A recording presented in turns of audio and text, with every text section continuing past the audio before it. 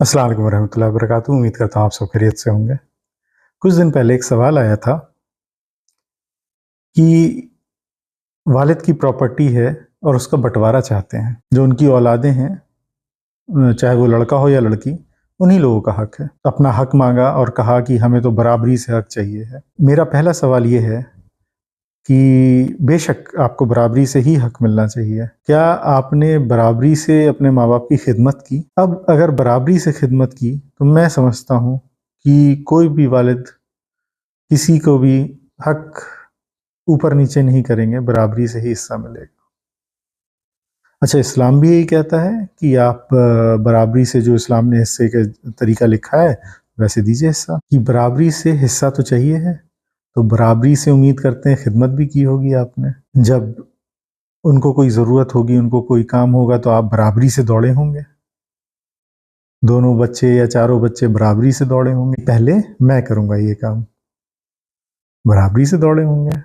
जब बीमार पड़े होंगे आपके वालिद, आप बराबरी से दौड़े होंगे कि पहले मैं करूँगा अब्बा की खिदमत। क्या होती है बराबरी? क्या सिर्फ जायदाद में हिस्सा लेने की ही बराबरी होनी चाहिए? बाकी काम आप किसी भी अपनी एक भाई पे डाल दें और सोचें कि अरे वो कर तो रहा है, क्या ये सही है? चलें आपको एक किस्सा सुनाते हैं। अल्लाह उन्हें जन्नत नसीब अता फरमाए। उन्होंने अपने इंतकाल से पहले कुछ इस तरह से हिस्से बाँटे, ज़्यादातर लोगों ने उनकी वाहवाही की, कुछ लोगों को बुरा भी लगा।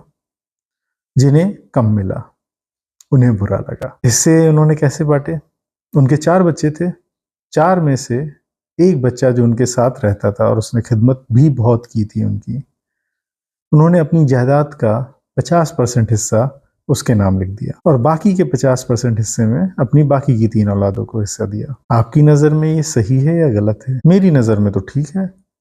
भई उसने हिस्से के लिए तो मेहनत नहीं की थी, पर हाँ, ये एक इनाम था शायद उसके वालिद जो उसके लिए दे गए। उनके वालिद से भी जब पूछा गया था ऐसा क्यों कर रहे हैं, तो उन्होंने कहा कि मेरे बुढ़ापे का 80% या 90% हिस्सा जो मेरा अपने इस लड़के के साथ गुजरा है, उसी ने मेरी देख-रेख की है या मेरी जो छोटी-मोटी ज़रूरतें थीं, उसका ख्याल रखता था। हाँ, मेरे बाकी बच्चे भी रखते थे, पर वो सिर्फ 10% में है। कि अगर उन्होंने उस 10% को बढ़ाने की कोशिश की होती, तो शायद मैंने उनका हिस्सा भी बढ़ाने की कोशिश की। मेरा मानना है कि वो जो 10% वाला हिस्सा था, हालाँकि वो बाहर रहते थे, उन लोगों को अपने पास अपने वालिद को, वालिदा को बुला के रखना चाहिए और उनकी खिदमत करनी चाहिए। वो लोग बिज़ी थे दौलत कमाने में, दुनियावी शोहरत जुटाने में, दुनियावी दौलत जुटाने में। ये अभी,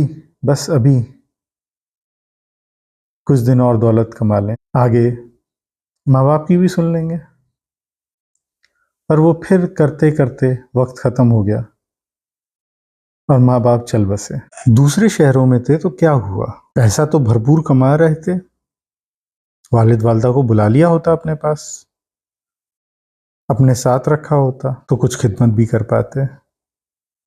अच्छा, कुछ भाई ऐसे हैं जो बुला लेते हैं, अपने साथ रखते हैं, पर उन वालिद-वालिदा का एक्सपीरियंस अच्छा नहीं रहता और वो कभी दोबारा जाने की नहीं सोचते। अब एक्सपीरियंस अच्छा ना रहने से मेरा क्या मतलब है कि कभी-कभी कुछ बहुएँ वो एक्सपीरियंस इतना ख़तरनाक कर देती हैं, लड़के के वालिद-वालिदा की हिम्मत ही नहीं होती दोबारा जाने की वहाँ पर, लड़के के पास। और कभी-कभी लड़के की माँ होती है, वो इतनी ज़्यादा चीज़ें थोपने की कोशिश करती है कि ना लड़का, ना उसकी बीवी कभी बुलाना ही नहीं चाहते। ये दोनों तरफ से खैर एक्सपीरियंस सही होना चाहिए, ताकि लड़का बार-बार बुलाए, अपने माँ-बाप की खिदमत कर सके और आखिरत की तैयारी के लिए ये भी एक ज़रूरत है। मैं ये नहीं कह रहा हूँ कि हर घर में बहू खराब होती है, कुछ जगह सास भी थोड़ी तेज़ होती है, तो